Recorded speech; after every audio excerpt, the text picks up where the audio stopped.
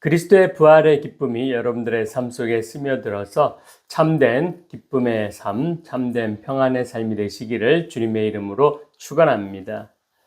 오늘은 부활절입니다. 기독교의 근간이 되는 것이 부활입니다. 기독교의 핵심 교리가 부활입니다. 부활이 빠진 교회는 교회가 아니고 부활이 빠진 그리스도는 그리스도가 아닌 사이비 이단일 뿐입니다. 그렇기 때문에 부활절은 교회의 존재 이유가 됩니다. 교회 절기상으로는 최고가 부활절입니다. 성탄절보다 더 위대한 절기, 교회 명절이라고 할 수 있는 것이 바로 부활절입니다. 다른 종교들은 그들의 창시자 생일을 큰 명절로 칩니다. 기독교는 그런 종교 중에 하나가 아닙니다. 예수 그리스도의 부활로 인하여 기독교가 있고 교회가 있는 것이지 예수님의 성탄으로 인하여 교회가 존재하는 것이 아닙니다. 그래서 교회가 가장 즐거워해야 하는 절기는 성탄절보다도 바로 부활절입니다. 그런데도 교회는 이 부활절을 매년 하나의 행사쯤으로 지나치는 경우가 너무 많습니다. 우리는 반성해야 합니다. 그리고 이 부활을 널리 알리고 부활절만큼은 크게 기뻐하며 즐겁게 보내시기를 바랍니다. 절기상으로 부활절은 성령 강림절 전까지입니다. 그래서 올해는 6월 첫 주까지 부활의 기쁨으로 밝고 즐거운 생활이 될 수 있기를 축원합니다. 우리에게 부활절이 이처럼 중요한데 그냥 중요한 행사로만 지나치게 되는 것은 우리가 부활을 깊이 있게 느끼지 못하고 있기 때문이고 잘 모르기 때문입니다. 또한 교회에서도 잘 가르치지 않고 있습니다. 그래서 부활과 우리의 실생활에 괴리가 있습니다. 더군다나 부활이란 개념을 우리가 생각하기를 죽었다가 다시 살아나는 것으로 이해를 합니다. 그러니 죽기 전에는 이해하기가 힘듭니다. 사실 저도 신학대학교에서 배울 때 누구누구의 가설이나 주장 정도로만 부활을 배웠지 심령에 꽂힐 만큼의 깨우침이나 심도 있는 이해를 못했었습니다. 부활에 대한 설은 영의 부활이다 또는 영과 육의 부활이다 등등 여러 가지 말이 있습니다. 저희 아버지만 해도 마지막 그날에 부활할 것이니 죽더라도 화장하지 말거라 라고 하셨습니다. 부활이 죽었다 살아나는 것이 맞습니다. 그러나 그 진정한 의미가 단지 죽었다가 살아나는 것에 있는 것이 아니다라는 것입니다. 이 세상은 마냥 좋은 세상이 아니라 험악한 세상입니다. 험악한 세상에 다시 부활해서 좋은 것이 무엇이 있겠습니까? 야곱의 고백과 같이 다시 험악한 세상을 살 뿐입니다. 이것은 하나님이 원하시는 아름다운 삶이 아닙니다. 베다니의 마르다와 마리아의 오빠 나사로가 죽었다가 예수님에 의해 다시 살아났지만 영원하지 못하고 다시 죽었을 뿐입니다. 죽었다가 다시 살아나는 것에 마음이 가는 것은 사람에게 있어 죽음은 최고의 두려움이고 무서움이기 때문입니다. 따라서 오래 살고자 하는 욕망에서 비롯됩니다. 만일 부활이 그런 것이라면 저는 질문하고 싶습니다. 다시 살아난다면 그 다음은, 영원히 죽지 않고 산다면 그 다음은 뭘 할 거냐는 거죠. 부활의 의미가 뭐가 중요한 것입니까? 제발 우리는 인간 중심의 사고를 하지 말아야 합니다. 하나님 중심으로 생각할 수 있어야 합니다. 부활은 예수 그리스도의 부활 사건으로만 생각해야 합니다. 사람의 말로는 표현할 수도 이해할 수도 없는 것입니다. 부활이 다시 사는 것 이상으로 우리에게 중요한 의미는 첫째, 그리스도의 부활은 복음입니다. 예수님이 부활하셨다는 사실 하나만으로 여기에 부활의 의미가 있습니다. 로마서 1장 2절에서 4절입니다. 이 복음은 하나님이 선지자들을 통하여 그의 아들에 관하여 성경에 미리 약속하신 것이라.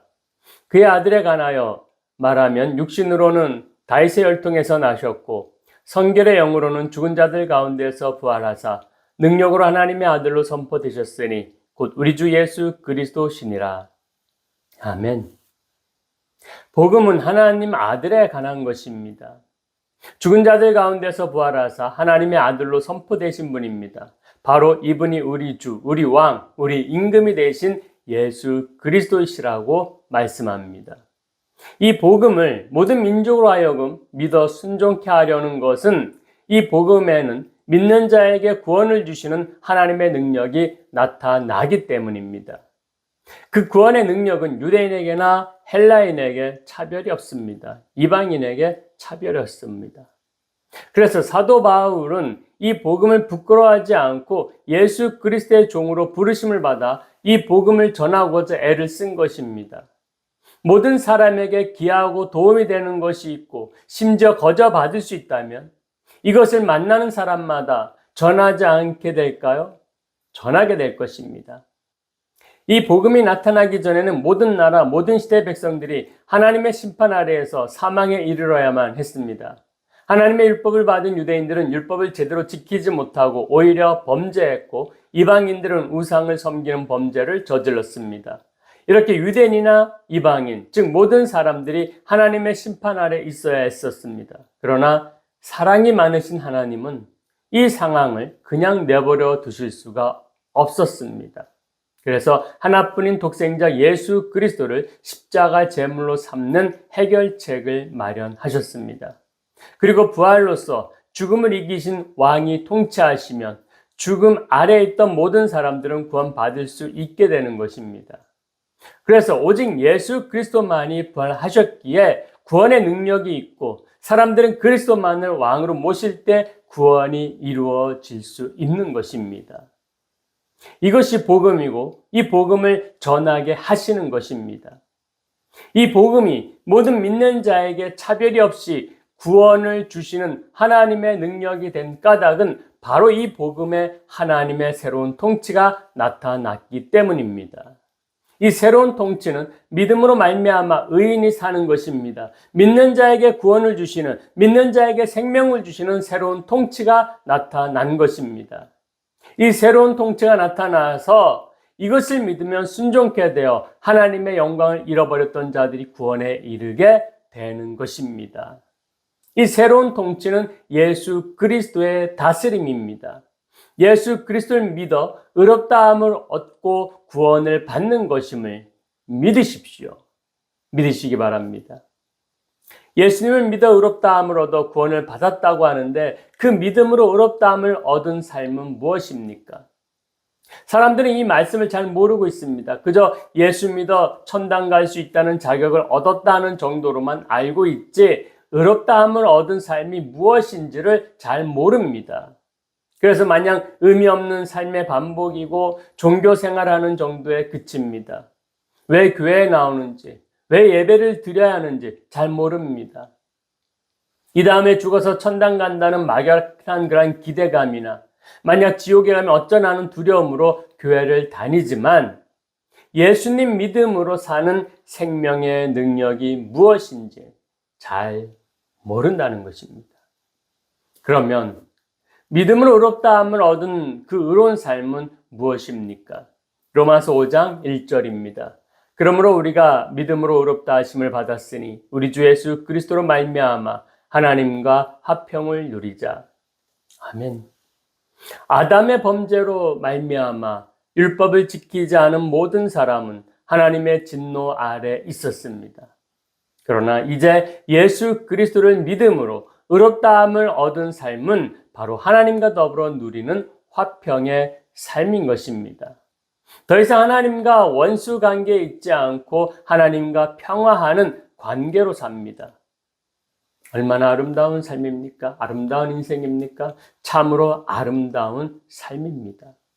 그러므로 믿음이 참으로 중요합니다. 우리가 예수 그리스도를 믿음으로 의로움을 얻었고 하나님과 더불어 화평을 누리게 되었기 때문입니다. 그래서 우리는 믿음으로 살아야 하는 것입니다. 믿음으로 사십시오. 우리는 보통 믿음이라고 하면 자기 밖에 어떤 사실이나 존재를 믿는 것으로 알고 있습니다. 믿는다라고 하면 마음의 확고한 신뢰, 의지 정도로 이해를 합니다. 그러나 로마서에서 말씀하는 이 믿음은 주님과 연합하는 것입니다. 예수 그리스도와 연합하는 것입니다. 주님과 함께 하나가 되는 것입니다. 이것을 바울 사도는 세례로 설명을 합니다. 여기서 세례는 우리가 구원받을 때 예수님과 함께하는 영적인 세례입니다. 예수님과 연합되는 것을 말합니다. 이 연합으로 예수님의 죽으심이 나의 죽으심이 되고 예수님의 장사되심이 나의 장사됨이 되고 예수님의 부활하심이 나의 부활이 되는 것입니다. 그러므로 부활이 다시 사는 것 이상으로 우리에게 주는 중요한 의미는 두 번째 그리스도와의 연합이라는 사실입니다. 로마서 6장 4절에서 5절입니다.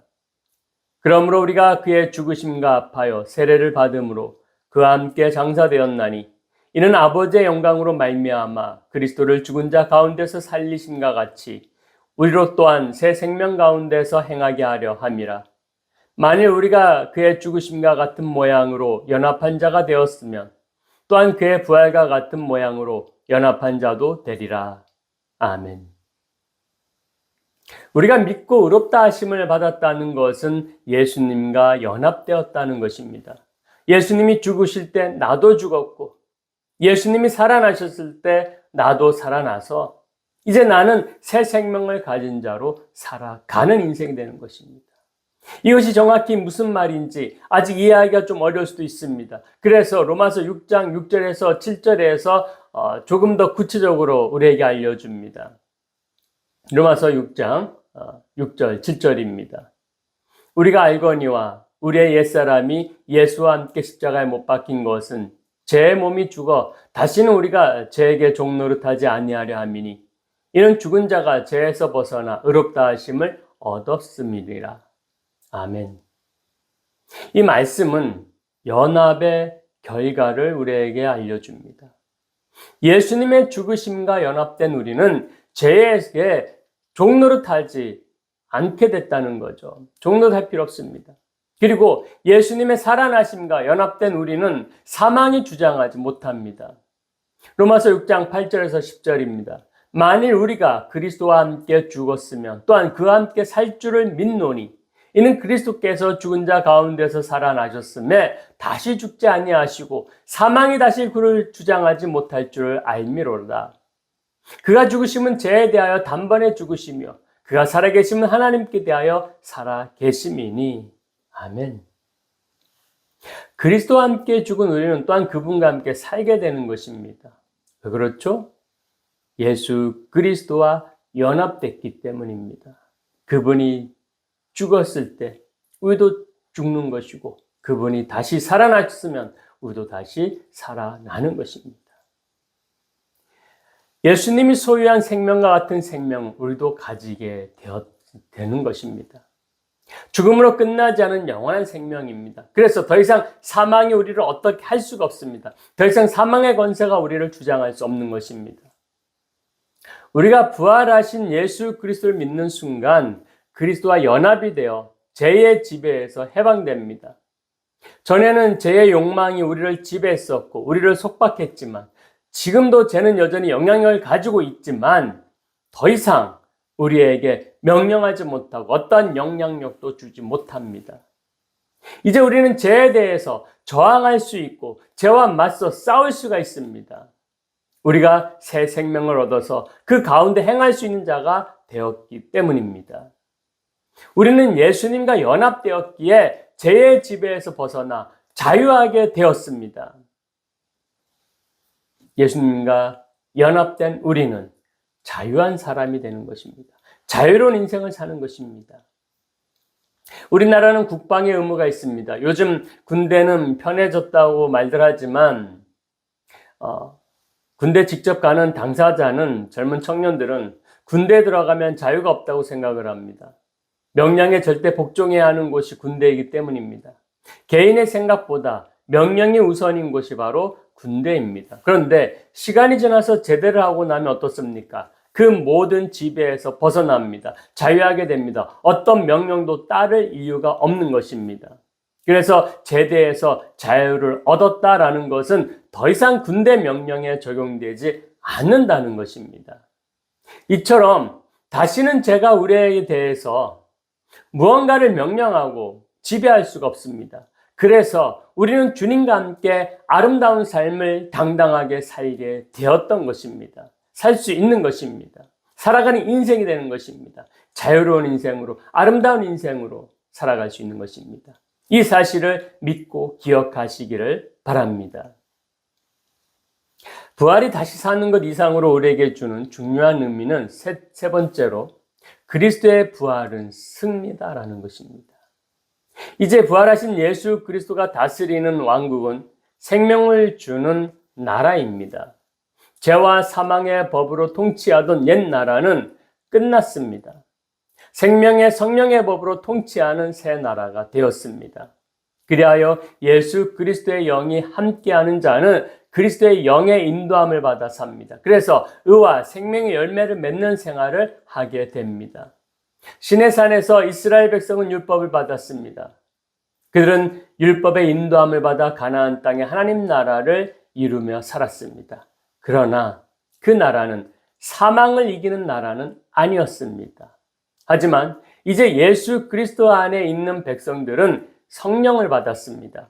이 성령이 우리를 인도하십니다. 영생의 길, 곧 하나님과 화평을 누리는 생명으로 우리를 인도하십니다. 이 영은 죽음을 이기신 그리스도의 영이십니다. 그렇다면 이 영으로 함께하는 백성에게 무엇을 주겠습니까? 바로 죽음을 이기는 생명을 주십니다.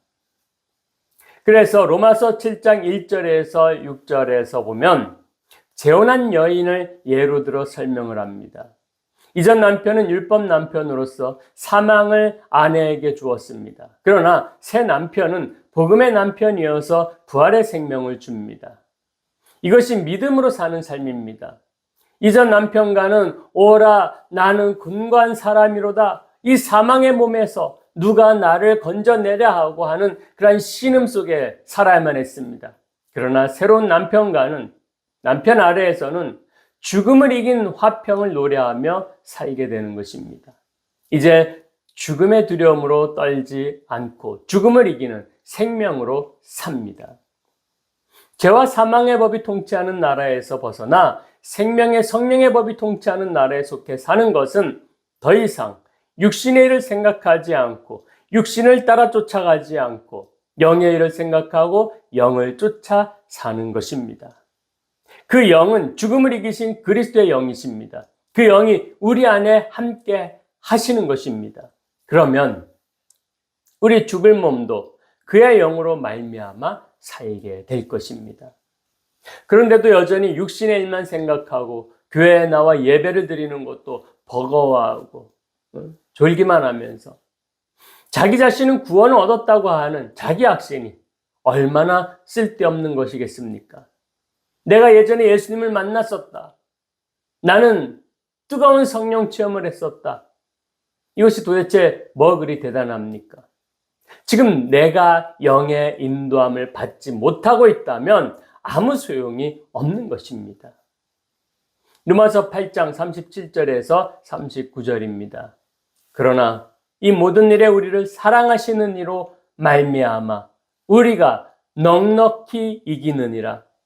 내가 확신하노니 사망이나 생명이나 천사들이나 권세자들이나 현재의 일이나 장래의 일이나 능력이나 높음이나 깊음이나 다른 어떤 피조물이라도 우리를 우리 주 그리스도 예수 안에 있는 하나님의 사랑에서 끊을 수 없느니라. 아멘. 예수님을 믿으십니까? 그럼 부활의 승리가 나타납니다. 넉넉히 이깁니다.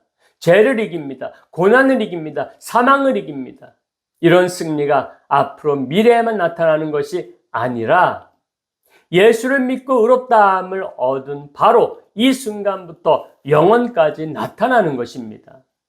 이제 더 이상 죄와 사망의 통치 아래 살지 않습니다. 죄와 사망을 버리고 새 생명이 가득한 아름다운 인생을 살게 되는 것입니다. 다시 묻겠습니다.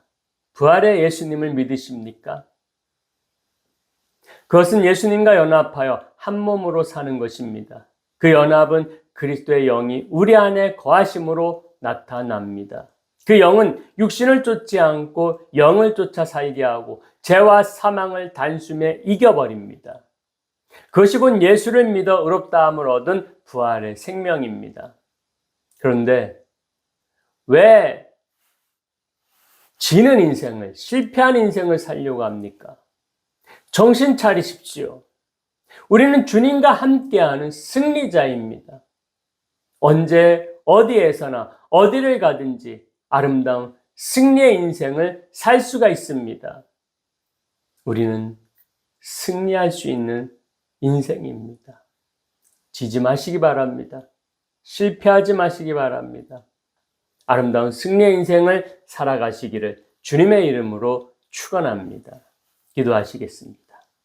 사랑이 많으신 하나님, 저희들에게 부활을 허락하여 주셔서 감사드립니다. 그러나 그 부활이 죽었다 다시 살아나는 것으로만 만족해서는 안 된다는 사실을 깨닫게 됩니다. 우리가 부활의 그 놀라운 능력을 다시 한번 힘입기를 원합니다. 부활은 복음입니다. 부활은 그리스도와의 연합입니다. 부활은 절대 지지 않는 승리입니다. 주님, 이 부활의 능력을 통하여서 우리가 이 땅 가운데 살아갈 때에 지는 인생이 되지 않게 하여 주시옵소서. 실패하는 인생이 되지 않게 하여 주시옵소서. 언제 어디에서나 승리하는 인생, 그래서 하나님께서 기뻐하시는 아름다운 인생을 살게 하여 주시옵소서. 감사드리며 거룩하신 예수님 이름으로 기도드리옵나이다. 아멘.